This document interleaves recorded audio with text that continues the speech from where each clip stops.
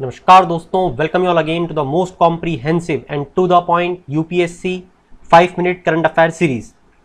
इस lecture series में budget, economic survey, government schemes, बहुत से इंडिविजुअल टॉपिक्स को हमने शॉर्ट और क्रिस्प वीडियोस के थ्रू कवर किया है। उम्मीद करता हूं प्रीवियस वीडियोस आपको बहुत अच्छे लग रहे होंगे। जैसा कि आपके कॉमेंट्स आ रहे हैं तो मुझे पता है कि you are religiously following this lecture series. तो इस लेक्चर में हम लोग एक बहुत ही इंपॉर्टेंट स्कीम को अगेन डिस्कस करने वाले हैं। जैसा कि आप देख पा रहे हो, इंटीग्रेटेड चाइल्ड डेवलपमेंट स्कीम। अब बेसिकली इसको पढ़ा तो ICDS स्कीम के नाम से जाता है, ठीक है, मगर मैंने इसको सिर्फ ICD स्कीम लिखा हुआ है। इसका फुल फॉर्म होता है integrated child development services scheme. अब खुद सोच के देखो कि ये स्कीम किसके बारे में होनी चाहिए। मतलब मान लो कि आप यूपीएससी एग्जाम में बैठो, आपको कुछ भी नहीं पता, तो ये इंटीग्रेटेड है किसके लिए? Child development. क्लियर? अब चाइल्ड के डेवलपमेंट के लिए अगर आपको स्कीम चलानी है तो इसको क्या आप मैटरनल लेवल पे या उसकी मदर के लेवल पे कोई चीजें दोगे, प्रोवाइड करोगे उसके लिए या नहीं? ऑफ कोर्स करोगे। आपको लगता है ऐसा? ठीक है। तो यहां पे integrated child development services scheme को लॉन्च किया गया था इन 1975। अब आपको इसमें कंफ्यूजन क्या होगा, जब मैं आपको नेक्स्ट लेक्चर में इंटीग्रेटेड चाइल्ड प्रोटेक्शन स्कीम पढ़ाऊंगा, उससे आपको कंफ्यूज नहीं होना है, ठीक है। इसलिए मैं इसको इतना एलैबोरेटली आपको बता रहा हूं कि यहां पे डेवलपमेंट है। क्लियर हो गई बात? ठीक है। अब यहां पे एक होलिस्टिक डेवलपमेंट करने की कोशिश की जाती है। किसकी? ये दो फैक्टर्स हैं, एक तो चिल्ड्रन और दूसरा उसकी मदर। ये आपने समझ लिया। इसके बाद ऑब्जेक्टिव तो हम ऑफ कोर्स पढ़ेंगे, मगर इस स्कीम को रन किसके थ्रू किया जाता है? तो वो किया जाता है आंगनवाड़ी वर्कर्स के थ्रू। आंगनवाड़ी वर्कर्स, तो आपको समझ में आएगा कि आंगनवाड़ी का रोल जो है वो तो इंपॉर्टेंट होगा ही होगा, ठीक है।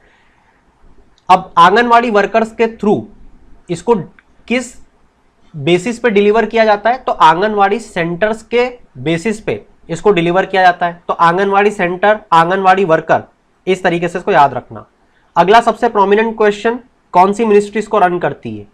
तो मिनिस्ट्री ऑफ, आप खुद अज्यूम करके सोचो या खुद एक इमेजिन करके सोचो कि क्या होना चाहिए। वुमेन होना चाहिए और चाइल्ड डेवलपमेंट, तो ministry of women and child development करती है, राइट। ये अगर हमको नहीं भी पता होता तो हम एग्जाम में बैठ के सोच सकते हैं। चलिए, अब ये तो हो गई बातें, और अब ले लेते हैं हम इसके ऑब्जेक्टिव्स।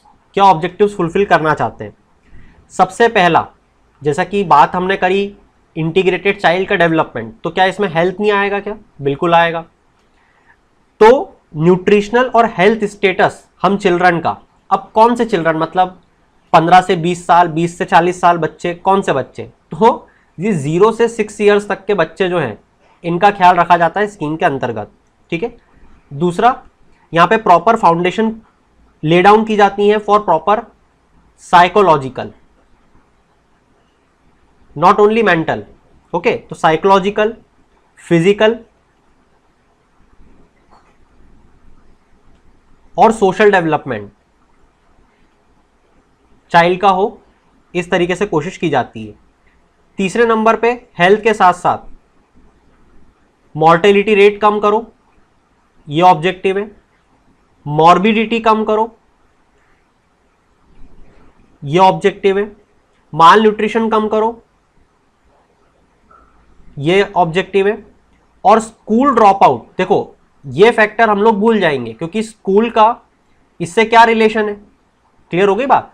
जैसे हमने देखा था ना मिड डे मील स्कीम में, जब हम खाना दे रहे हैं तो उससे एम्प्लॉयमेंट कैसे जनरेट हो रही है और वुमेन एम्पावरमेंट कैसे हो रहा है, तो वैसे ही इस स्कीम में भी स्कूल ड्रॉप आउट रेट जो है वो कम होता है। क्यों? क्योंकि न्यूट्रिशन हम प्रोवाइड करते हैं मिड डे मील स्कीम के थ्रू। इसके बाद में अगर मदर से रिलेटेड बात करें तो मदर की कैपेबिलिटी बढ़ाई जाती है ताकि वो अपने न्यूबॉर्न चाइल्ड की न्यूट्रिशनल नीड्स को फुलफिल कर पाए। ये कुछ बातें थी इसके ऑब्जेक्टिव से रिलेटेड। अब हम लोग थोड़ी सी चर्चा कर लेते हैं इसकी कुछ 6 सर्विसेज के बारे में। 6 सर्विसेज टू द बेनिफिशरीज जो इस स्कीम के अंतर्गत मिलती है। इसी के साथ मैं आपको ये भी बता दूं कि ये सेंट्रली स्पॉन्सर्ड स्कीम है, मतलब स्टेट का भी इसमें कंट्रीब्यूशन रहता है। अब ये 6 सर्विसेज जो आंगनवाड़ी सेंटर्स के थ्रू दी जाती है, इसमें सबसे पहली सर्विस आएगी supplementary nutrition programme. Supplementary nutrition programme, अब ये किस तरीके का न्यूट्रिशन प्रोग्राम है? Basically children below 6 years, pregnant और लैक्टेटिंग मदर्स आइडेंटिफाई की जाती हैं विद इन द कम्युनिटी और उनको सप्लीमेंट्री फीडिंग की जाती है। तो बेनिफिशरीज को लगभग 300 दिनों के लिए सप्लीमेंट्री फीडिंग मतलब एक्स्ट्रा फीडिंग की जाती है, जिसके थ्रू जब चाइल्ड बॉर्न हो तो वो माल नरिश्ड न हो। तो इसके थ्रू यहां पे जो कैलोरीफिक गैप आती है या कैलोरी गैप बोल लो, इसको भरने की कोशिश की जाती है। इसके बाद में चेकअप,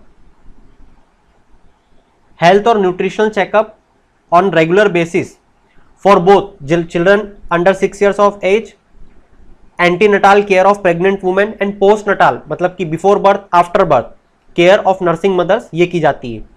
साथ ही कुछ और सर्विसेज भी रेगुलर मैनर में ऑफर की जाती हैं अपार्ट फ्रॉम द चेकअप, जैसे treatment of diarrhoea, deworming, weight recording, जैसे कि हमको पता है ना जीएचआई में हमारा वेट टू हाइट का रेशियो होता है, तो वेट रिकॉर्डिंग भी की जाती है बच्चों की, और कुछ सिंपल मेडिसिन होती हैं वो डिस्ट्रीब्यूट की जाती हैं इसके तहत।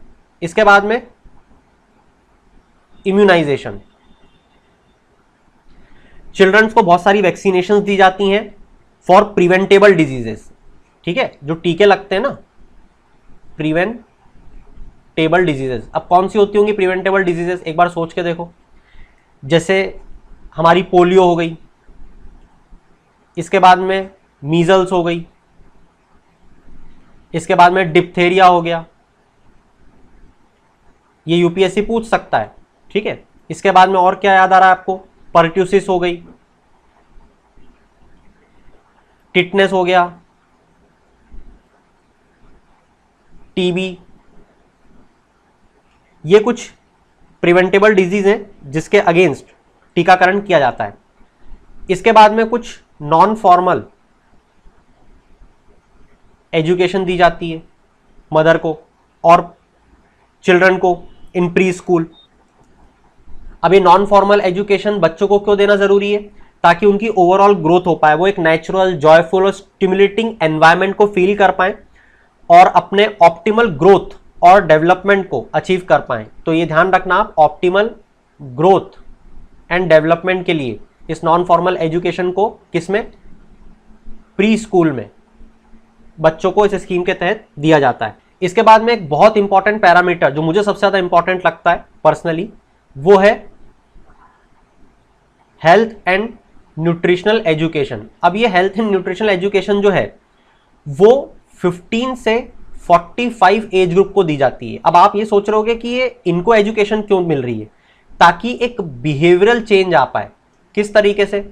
जैसे जब आप इस एज की गर्ल्स और वुमेन को एजुकेट करोगे तो उनको पता चलेगा कि जब वो बर्थ देने वाली होती हैं किसी भी चाइल्ड को, तो उनको कौन से न्यूट्रिशनल रिक्वायरमेंट की जरूरत होती है, तो उस टाइम पे वो खुद से अपना न्यूट्रिशनल इनटेक मेंटेन कर सकती हैं। तो ये कुछ प्रोविजंस थे जिसके बिहाफ पे हम इन सर्विसेज के through integrated child development services provide करने की कोशिश करते हैं। आखिरी में इस लेक्चर को कवर करते हुए मैं थोड़ी सी चर्चा कर लेता हूं उसमें कवरेज से रिलेटेड। तो एज पर द रिपोर्ट, जो कि प्रोग्राम इवैल्यूएशन ऑर्गेनाइजेशन, जो कि नीति आयोग का एक सब कंपोनेंट है, अगेन आपको याद नहीं रखना है, बेसिकली आपको याद ही रखना है कि हमने अभी तक एज ऑफ 2015 का ये डाटा मैं आपको बता रहा हूं, आईसीडीएस के अंतर्गत 8.4 करोड़ चिल्ड्रन को below the age of 6 years हमने इसके अंदर कवर कर लिया था। साथ ही 1.91 करोड़, लगभग 2 करोड़ वुमेन आईसीडीएस के अंदर कवर थी। कौन सी वुमेन? प्रेग्नेंट वुमेन, राइट, सारी वुमेन को तो नहीं करना है। और साथ ही near about 14 lakh anganwadi centres हमारे यहाँ पे काम कर रहे हैं। हालांकि इससे जुड़े हुए कुछ इश्यूज भी हैं, जैसे इसका कवरेज बहुत लिमिटेड है, रिकॉर्ड्स प्रॉपरली मेंटेन नहीं होते, हमारे यहाँ पे आंगनवाड़ी सेंटर्स में प्रॉपर फैसिलिटीज नहीं है, जहाँ पे जैसे बच्चों की हाइट, वेट, उनका फिजिकल वेरिफिकेशन जो करना है वो बहुत अच्छे से कर पाए। आंगनवाड़ी सेंटर्स का जो सैनिटेशन कंडीशन है वो अच्छी नहीं है। और साथ ही यहाँ पे जो इनके नॉलेज में लैक्यूना है आंगनवाड़ी वर्कर्स में, वो भी देखा गया है. But apart from this, these are the facts regarding this particular scheme. Hope you like this. If yes, do share with your friends. Might they also need a like if you share with them. So in the end, stay tuned with me for the future lectures. Keep shining. Have a good day.